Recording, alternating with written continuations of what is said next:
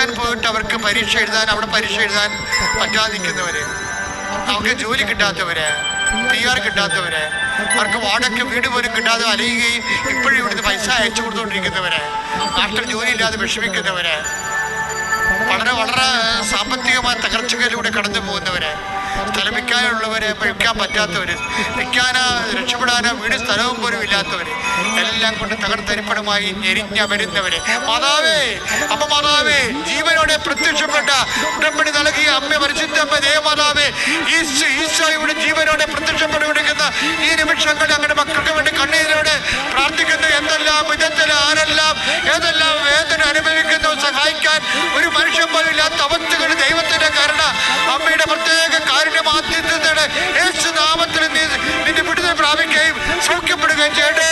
ശ്രദ്ധിക്കട്ടെ.